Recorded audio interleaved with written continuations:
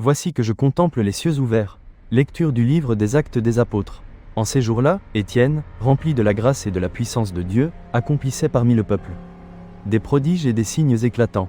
Intervinrent alors certaines gens de la synagogue, dites des Affranchis, ainsi que des Cyrénéens et des Alexandrins, et aussi des gens originaires de Cilicie et de la province d'Asie. Ils se mirent à discuter avec Étienne, mais sans pouvoir résister à la sagesse et à l'esprit qui le faisait parler. Ceux qui écoutaient ce discours avaient le cœur exaspéré et grinçaient des dents contre Étienne. Mais lui, rempli de l'Esprit Saint, fixait le ciel du regard. Il vit la gloire de Dieu et Jésus debout à la droite de Dieu.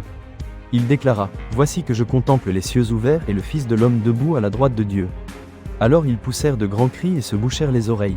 Tous ensemble, ils se précipitèrent sur lui, l'entraînèrent hors de la ville, et se mirent à le lapider. Les témoins avaient déposé leurs vêtements aux pieds d'un jeune homme appelé Saul.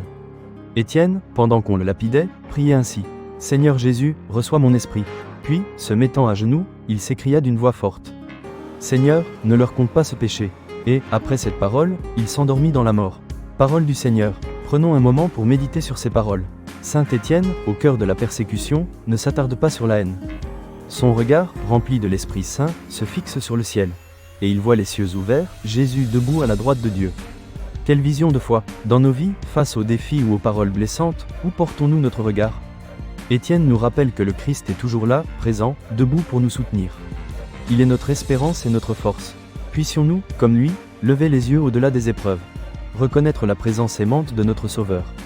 Demandons la grâce de fixer notre cœur sur lui, de toujours voir les cieux ouverts, et de trouver en lui la paix et le courage de pardonner. Amen. Si cette méditation vous a touché, n'hésitez pas à liker cette vidéo, à vous abonner à la chaîne, et à partager avec vos proches. Que Dieu vous bénisse.